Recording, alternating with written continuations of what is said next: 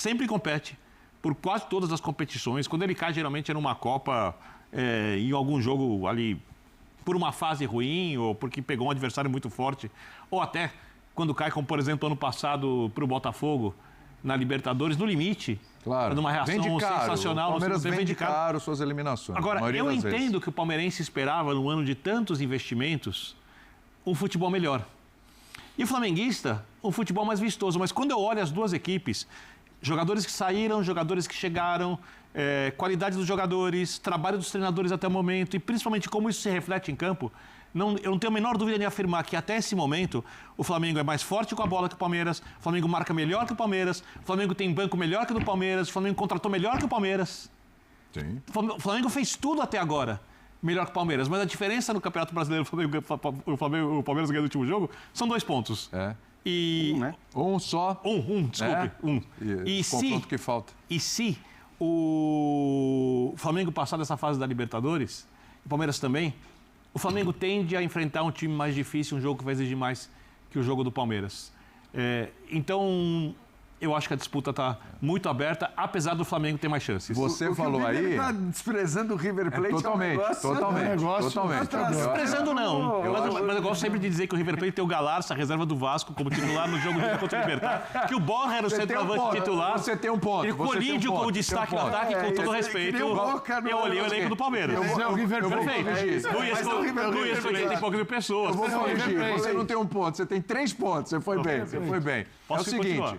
Você falou que o Flamengo é melhor em uma série de coisas. Sim, tem sido. Tem sido. Chegou até agora melhor. Eu vou te mostrar uma tela, aliás, não só para você, para todos que estão assistindo o programa e os companheiros aqui, onde o Flamengo disparou.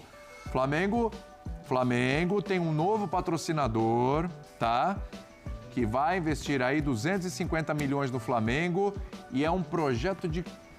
são 40 meses, se eu não me engano, alguma coisa assim, 40 meses, se eu não me engano.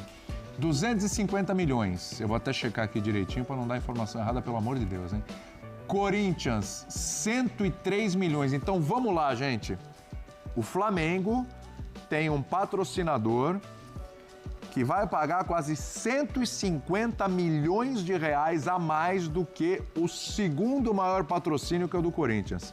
E o seu rival direto, o Palmeiras, mesma proporção, 100 milhões. Aí você tem em quarto o Vasco com 70 milhões, o Atlético Mineiro com 60. Gente, e aí vai. A gente tá falando de clubes grandes. Nesse pacote tem Grêmio, tem Inter, tem Fluminense, São Paulo, Santos, Botafogo, Cruzeiro. O Flamengo... Só para pedir para deixar a tela, por favor, por falar, tá? Deixa um pouquinho a tela. É até o fim de 28. Então é esse prazo mesmo. Até o fim de 28. Tá? Esse patrocínio do Flamengo. Assim. Esse valor. Os valores vão subindo com o tempo, tá? Mas a gente olha ali, a gente vê várias coisas que explicam o futebol brasileiro. Primeiro, o Flamengo com a sua força. Segundo, o Corinthians mesmo, numa fase muito ruim, com o segundo melhor patrocínio. Fase ruim não, uma era muito ruim. Fase 6 meses, né? 3 meses. Ou seja, a gestão do Corinthians, ou as direções do Corinthians, que não trabalharam bem financeiramente, o clube é tão forte, mas tão forte, para a gente entrar na outra discussão depois, que ele consegue ter o segundo melhor patrocínio. Eu acho que o Palmeiras tem um belo patrocínio, que provavelmente pode aumentar com os resultados e com o tempo, mas é normal que o patrocinador do Palmeiras não pague o que paga o patrocinador do Flamengo, porque o Flamengo tem muito mais torcida. Mas a diferença é assustadora, hein? A gente está falando de mais que o dobro. Perfeito, quando o Palmeiras renovar de novo o patrocínio. Normalmente era para ser maior, mas a diferença é muito grande. O Vasco receber mais patrocínio que o São Paulo recebeu patrocínio igual ao do Fluminense, menor que o do Santos. É um fenômeno. 500 mil. É um fenômeno. São Paulo é a terceira ou quarta maior torcida do país. Mas ali Santos já deve ter coisa do pacote Neymar. Tem 2 pontos aí. Tem alguns pontos. São só 2. O Atlético ganhando muito mais que o Cruzeiro. A gente tem que olhar o seguinte: o dinheiro que as bets despejaram e estão despejando no futebol. Então, assim, amanhã vem uma outra e faz ou várias e todos sobem. Todos acompanham. Não, na proporção do Flamengo, o que nós estamos analisando é uma notícia fresquinha, verdadeira, e os outros já têm um patrocínio antigo. O Flamengo muito obrigado, patrocinador antigo, tinha uma proposta de várias até gigantes, e justifica pelo tamanho do Flamengo, pelo que o Flamengo pode gerar. Mas dentro de um campo de patrocínio de dinheiro que tomou conta do mercado do futebol. É preciso entender isso. Então, também o número dos outros pode mudar a qualquer momento. Claro. Nós vamos ser onde nós vamos chegar. Vamos lá. É preciso entender, infelizmente, quem está no futebol brasileiro, nós crescemos assim, achando que todos os clubes são iguais. Não são. Não são. Concordo com você. E a tendência para o futuro é o tamanho de cada um ficar muito claro. Uns maiores que os outros. E não é porque... E eu não estou falando de... A conquista que você tem, o teu passado pesa, o teu presente pesa demais, o tamanho do engajamento da sua torcida. Você pode ter uma torcida enorme, mas com engajamento às vezes pequeno. Porque é o seguinte, cara, o que é uma torcida? Só chegar na rua e perguntar para quem você torce, para mim não quer dizer nada. Eu quero saber qual é a relação daquela pessoa com o clube. Se ele for... para quem você torce? Tal time. Qual é o nome do seu goleiro? Desculpa, não torce para ninguém. Se você não sabe o nome do seu goleiro, você não torce para ninguém, desculpa. Está descartado. Da minha pesquisa está descartado. Então, assim, é só a massa... Data calça. Eu concordo com data calça. Porque o que tem de pior são aqueles que não torcem para ninguém. É uma parcela maior do que qualquer torcida. Sim. Aqueles que não estão nem aí para o futebol. Se não me engano, está aumentando. E todos os que estão dentro do futebol, todas as pessoas, deviam estar preocupadas com isso. Porque aumenta o número de pessoas que não estão nem aí para o futebol. E por quê? Por uma série de motivos que a gente vê no dia a dia. Claro. Agora, vamos lá. Então, em relação a tamanho, o Flamengo faturou no ano passado 1 bilhão e 300. O Palmeiras, 1.200. Só que o do Palmeiras, 400 foi de venda de jogadores. Exato, mas o Flamengo também pode vender, todo mundo pode vender. Não, perfeito. Eu estou falando sobre quem está falando de patrocínio, por isso que eu estou citando. Vai ser o diferencial. O Corinthians, 1.100. Os outros deveriam estar em crise. Palmeiras e Flamengo deveriam estar em crise nesse momento. Fala, gente, o Corinthians, a polícia bate lá todo dia. Os caras estão, o Ministério Público em cima. Há nitidamente uma associação criminosa com vários setores. A base contratou 80 jogadores e 40 já foram mandados embora. Tinha gente que era goleira num dia, foi contratada lateral para jogar no Corinthians. E perderam um moleque para o Bahia, que era o bom. Sim, isso é um problema. Então, assim, esse é o Corinthians. O Corinthians é um caos. E ele está perto do Flamengo e do Palmeiras. Palmeiras e Flamengo deviam estar em crise. Por que eu estou falando isso? Que mostra... mostra o tamanho de cada um. Assim, o Fred Luz, no caso, falou isso, que era administrador, puseram ele para fora do Corinthians porque ele estava tentando dar jeito. No Corinthians, quem quer dar jeito toma um pé nos fundilhos. Não como o presidente, que sofreu impeachment, porque ali ele ia destruir o Corinthians. Mas eu digo, você tem potenciais. Do Corinthians do Flamengo, do Palmeiras. E os tamanhos, nas receitas, você vê o tamanho de receita. Então, um clube que tem 600 milhões de receita, não vai competir com o Flamengo. Então, Calçade, mas aqui eu acho que... Não vai competir, cara. É preciso entender o tamanho de cada um nessa história. O que equilibrou as coisas durante muito tempo, que ainda equilibra no futebol brasileiro, são gestões ruins.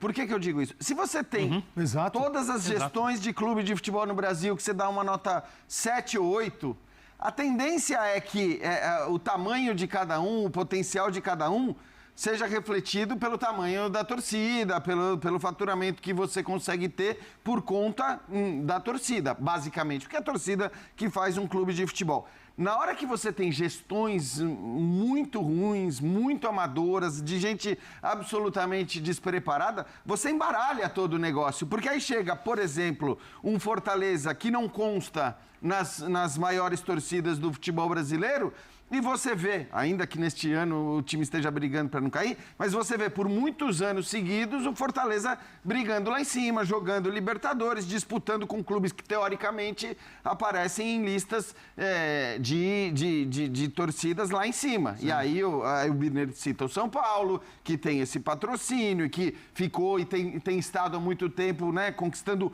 menos do que a sua história diria que ele conquistaria. Então, hoje, o que a gente vê não é exatamente um retrato do tamanho das torcidas. Então, assim, aquela ideia que é uma ideia que impera nas principais ligas do futebol europeu, de que você vai ter 4 ou 5 grandes ali, né? Em alguns casos você tem 4 ou 5, então, sei lá, na Itália você tem 3, na Espanha você tem 3, na Inglaterra você tem o Big Six. Ali é um caso meio à parte, porque você tem injeções de dinheiro que de uma hora para outra transformam um clube que estava meio esquecido. Newcastle, vai.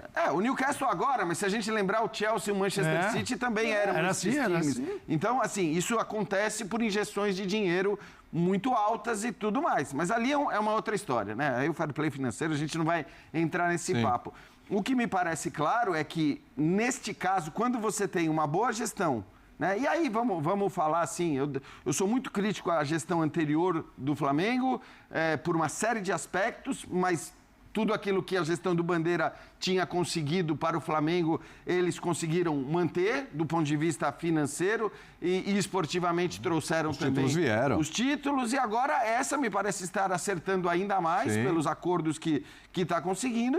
E um dos reflexos é esse patrocínio que, de fato, né, aí por mais que seja a maior torcida do Brasil, essa diferença, né, essa proporção na relação com o Corinthians principalmente, mas também com o Palmeiras, que é um time que tem tido mais visibilidade pelo que conquista, é uma proporção muito grande. Óbvio, o Calçade falou, o dinheiro das bets é o dinheiro que rege o futebol brasileiro hoje. Aliás, é bom para quem diz, mas e se passar o projeto de lei no Senado, tudo mais, não muda nada, tá?